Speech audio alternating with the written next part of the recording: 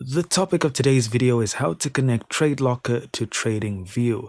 Now guys, I'm going to keep it short and simple as not to waste time. Tradelocker and TradingView are already integrated. So according to Tradelocker's website, you can access TradingView directly within the Tradelocker platform.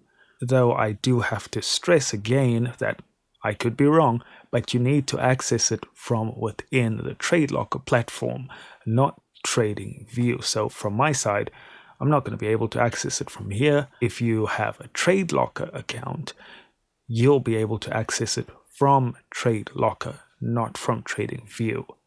And that is pretty much it, guys, unfortunately. Well, I guess fortunately, you don't need to do any connection as it's already integrated with Tradelocker. I hope this video helped you out. Do consider liking and subscribing, and I'll see you in the next one.